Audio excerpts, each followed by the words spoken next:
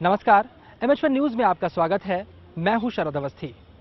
भारत ही नहीं, विश्व के कोने कोने में भगवान शिव के अद्भुत और अलौकिक मंदिर स्थापित हैं। इन तमाम मंदिरों में भगवान भोलेनाथ के भक्त दर्शन करने के लिए पहुंचते हैं और अपने कष्टों का निवारण करते हैं। आज मैं आपको लेकर चलूंगा भगवान शिव के उस अलौकिक मंदिर की यात्रा पर, जिससे उनके परम भक्त रावण का नाम भी जुड़ता है। और ये मंदिर स्थित है हिमाचल प्रदेश के पालमपुर शहर में।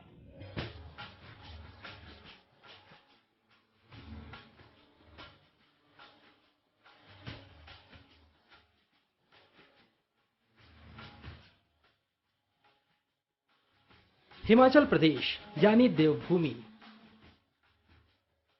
जहां पर भक्ति की धाराएं हर ओर फूट रही हैं। प्राचीन काल से यह धरती साधु संन्यासियों और पूजा पाठ करने वालों के लिए बेहद पवित्र स्थान रही है।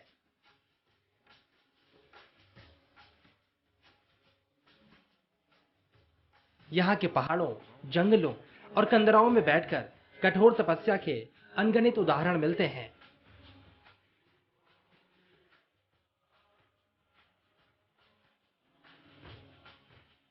लेकिन आज हम आपको लेकर चलेंगे उस मंदिर जहां पर त्रेता युग में भगवान शिव के परम भक्त रावण ने बेहद कठोर तपस्या की थी। यहां पर मौजूद है भगवान शिव का बेहद प्राचीन और बेहद भव्य मंदिर, जो देश ही नहीं दुनिया के कोने कोने में शिव भक्तों के लिए आस्था का केंद्र है।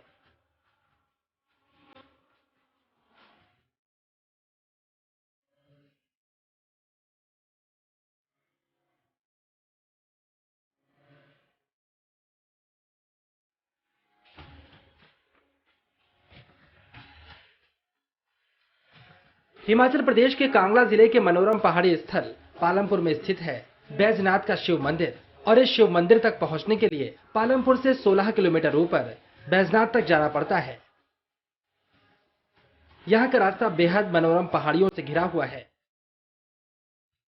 पठानकोट मंडी नेशनल हाईवे के बिल्कुल बगल में मौजूद है बैजनाथ का ये प्राचीन और भव्य मंदिर। मंदिर के चारों तरफ मौजूद धौलाधार पर्वत श्रृंखला की पहाड़ियां और बगल में बहती हुई बिनवा नदी यहाँ के माहौल को और ज्यादा मनोरम बनाती हैं।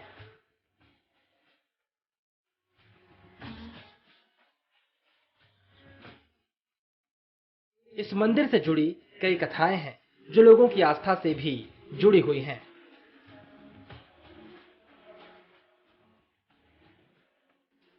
हालांकि इस मंदिर का इतिहास त्रेता काल से जुड़ता है, लेकिन मौजूदा मंदिर के निर्माण के बारे में कहा जाता है कि पांडवों ने अज्ञातवास के दौरान द्वापर युग में इस मंदिर का निर्माण करवाया था।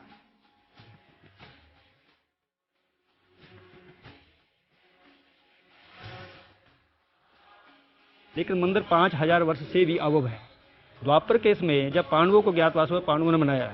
ऐसा हो नहीं सकता कि राम भगवान थे तो मंदिर नहीं था। मंदिर छोटा होगा, लेकिन जब रावण आए, पांडव आए, तो उन्होंने इस मंदिर का निर्माण किया। द्वापर युग में पांडवों ने इस मंदिर का निर्माण करवाया था। इसके बाद 1204 ईस्वी में आहुक और मनुक नाम के दो व्यापारियों ने इस मंदिर का जीर्णोद्धार कराया। तब से बैजनाथ धाम तमाम शिव भक्तों के लिए आस्था का केंद्र है।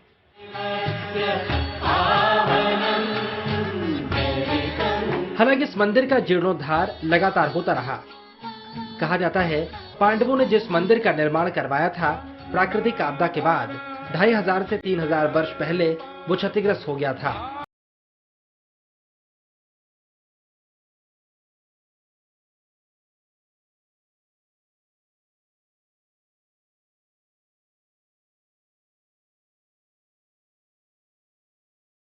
इन दोनों शिव भक्तों ने शिवलिंगों के लिए मंडप और ऊंचा मंदिर बनवाया। कुछ जानकार इसे 13वीं शताब्दी तो कुछ 8वीं शताब्दी के आसपास का निर्माण भी बताते हैं। जो बनिए थे आहुक और मन्युक, उनकी माता का नाम था गुल्लक। उनको आकाश में धन मिला, उस धन से इस मंदिर का रेनोवेशन कराया है 800 एडी में। उसको 1300 अप्रोक्सीमेटली 1300 वर्ष हो गए। उसके बाद भी राजा संसार जी ने इसको रेनोवेशन कराया है।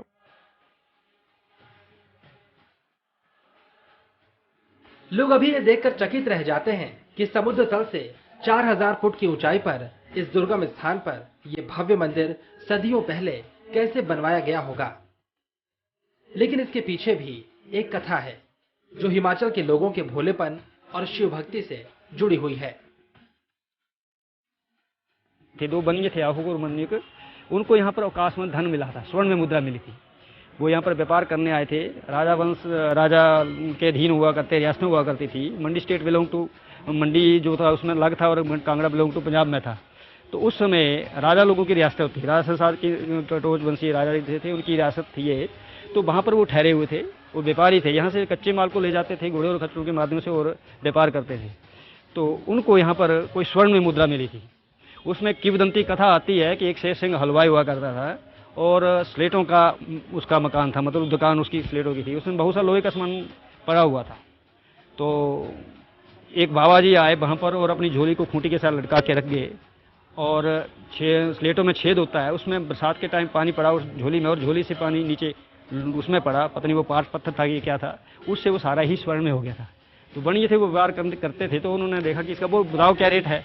तो जब वो पूछने लगे तो भोले लोग होते थे हिमाचल के, पहले अब भी भोले ही हैं। तो उन्होंने कहा महाराज तो बाबा जी की कृपा से लोहा पड़ा हुआ था, ये बाबा जी की कृपा से हुआ, मैं बाबा जी आएंगे तो ही मैं कुछ। तो बाबा जी मणिकर्ण साइड घूमने गए थे। तो बाद में यहाँ से आए तो उन्होंने कहा इस दान को मेरे मंदिर में लगा। तब उन बनियों ने इस मंदिर को रेनोवेशन कराया था 800 में।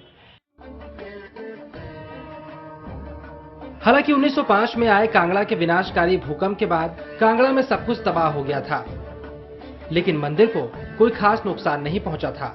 हाँ, कुछ दरारें आई थी जिन्हें सरकार ने तुरंत प्रभाव से सही करवा दिया था।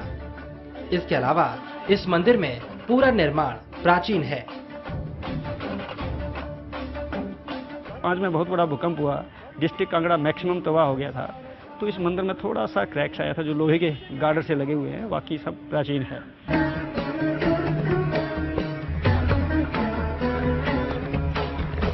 चलिए अब आपको सुनाते हैं वो कथा जो जुड़ी है भगवान शिव के परम भक्त रावण से। इसी स्थान पर रावण ने भगवान शिव की कठोर तपस्या की थी।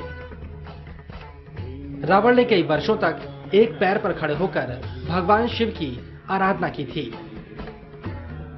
आखिर में रावण ने भगवान भोलेनाथ को प्रसन्न करने के लिए एक एक करके अपने सिर काटकर अर्पित करने शुरू कर दिए। सहस्त्र वर्षाणि विजयनाथस्य शंकरस्य मंदिर रावणः तपस्यम कुर्यात्। आज से हजारों वर्ष पहले रावण ने पर बैठ के कई हजार वर्ष विश्व विजयी होने का तप किया। 9 बार शीश काट के अर्पण किया, 9 बार शीश जुड़ गया। जब 9 बार शीश काटा तो भगवान आशुतोष वैद्यनाथ प्रकट हुए। उन्होंने कहा रावण को मांगो, रावण क्या चाहिए। भगवान शिव रावण की इस भक्ति से प्रसन्न हुए और प्रकट होकर वापस उसके सभी कटे हुए सिरों को पहले जैसा कर दिया और रावण से वरदान मांगने को कहा। इसके बाद रावण ने सर्वशक्तिमान होने के साथ साथ भगवान शिव से उन्हें अपने साथ लंका ले जाने का भी वरदान मांगा। तो रावण ने कहा वैद्यनाथ आपको बारंबार प्रणाम है, मैंने जो तपस्या किया उसका फल दो, मैं यहाँ से आपको ले जाना चाहता हूँ। तो रावण ने कहा, भगवान ने कहा ठीक है तुम ले जाना चाहते हो लेकिन मैं यहाँ से जाना नहीं चाहता हूँ। तो रावण ने कहा मेरी तपस्या का फल आपको देना पड़ेगा। भगवान शिव रावण के साथ लंका नहीं जाना चाहते थे, लेकिन रावण की कठोर तपस्या के बाद उन्होंने वरदान के तौर पर रावण को एक विग्रह प्रकट करके दे दिया, लेकिन एक शर्त भी जोड़ दी। आज भी मंदिर में शिवलिंग 2 विग्रहों में बटा हुआ दिखाई देता है। भगवान ने कहा ठीक तुम ऐसा ही चाहते हो तो तुम एक विग्रह प्रकट करके दूंगा, जिसको तुम निर्विघ्न लंका पहुंचा दोगे, रास्ते में कहीं नहीं रखोगे तो मन चाहा वरदान मिलेगा। तो रावण को भगवान ने एक विग्रह प्रकट करके दिया। ये 2 भागों में विभाजित शिवलिंग है जो अंदर है, बीच में लाइन है, एक तरफ शिव है और दूसरी तरफ पार्वती अर्धनारीश्वर। तो विग्रह दिया और रावण को शर्त रख दी कि तुम इसको कहीं रखोगे नहीं, अगर रख दिया तो मैं बहिस्थापित हो जाऊंगा। रावण अपने विमान से लंका की ओर विग्रहों को लेकर निकल पड़ा, लेकिन देवता भी ये नहीं चाहते थे कि रावण भगवान शिव के विग्रह रूपों को लेकर लंका तक पहुंच पाए। इसके बाद देवताओं ने वरुण देवता का आवाहन किया। देवता लोग नहीं चाहते कि रावण ले जाएं लंका को, तो उन्होंने वरुण देवता का आवाहन कर दिया उनके पेट के अंदर। तो रास्ते में जैसे अंतरिक्ष यान में वो जा रहा था तो उनको रास्ते में लघु शंका लगा लघुशंका के कारण उसने एक जंगल था, झारखंड नामक स्थान है, झाड़ियाँ थी, जंगल था, यहाँ भी जंगल था पहले। भगवान की माया भी अपरंपार है, उनकी मर्जी के बगैर कुछ भी नहीं हो सकता। रावण जिस जगह पर लघुशंका करने रुका वो स्थान था झारखंड। झाड़ियों और जंगलों वाले दुर्गम स्थान में ही उस वक्त रावण ने बैजू नाम के एक ग्वाले को विग्रह ये कहकर दिए थे कि इन्हें जमीन पर मत रखना। लेकिन इसके बाद भोलेनाथ ने दिखाई अपनी लीला। तो रावण नीचे उतरा और अंतरिक्ष यान से, और उसने देखा कि एक ग्वाला जो गौवा चला रहा है, तो देखा कि इससे अच्छा पात्र कोई नहीं है, क्योंकि ग्वाले मंदबुद्धि होते हैं, तो मैं जैसे इसको कहूँगा वैसे ही करेगा। तो उसने विग्रह जो था वो भगवान के पास उसके पास दे दिया, ग्वाले के पास, और स्वयं लघुशंका चला गया। लघुशंका भगवान की माया थी, उस माया में व्याप्त रावण भूल गया, विग्रह भारी होता गया, उस ग्वाले ने वहीं रख दिया। भगवान की लीला के बाद बैजू ने जमीन पर जैसे ही विग्रहों को रखा, ये दोनों विग्रह वहीं पर स्थापित हो गए। जब लघुशंका भगवान ने माया हटाई, तो माया हटने के बाद जब रावण ने देखा कि विग्रह स्थापित हो गया है, तो उसने उखाड़ के ले जाना चाहा। तो फिर भगवान ने आकाशवाणी की आकाश से कि तुम शर्त हार गए हो, अब मैं लंका नहीं जाऊंगा। तो रावण ने अंगूठे से दबा दिया, शिव हे स्थिता। आज भी वहाँ अंगूठे का चिन्ह है, जिनको झारखंड देवघर वैद्यनाथ के नाम से जाना जाता है। जिस मंजूषा में रावण ने शिवलिंग रखे थे, उसके सामने वाला शिवलिंग चंद्रभाल के नाम से प्रसिद्ध हुआ, और जो पीठ की ओर था वो बैजनाथ के नाम से प्रसिद्ध हुआ। आज भी देवघर में भोलेनाथ के स्वरूप को पूजने के लिए हजारों लाखों भक्तों की भीड़ इकट्ठी होती है। ये मंदिर और शिवलिंग शिव भक्तों की आस्था का केंद्र है,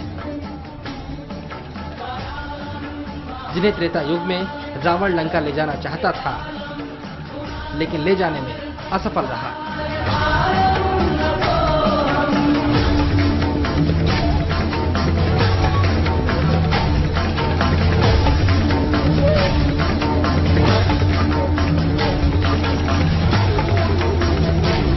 वक्त छोटे से ब्रेक का है, लेकिन ब्रेक के उस पार हम आपको बताएंगे आखिरकार क्यों बैजनाथ धाम में दशहरे के दिन रावण का पुतला नहीं जलाया जाता।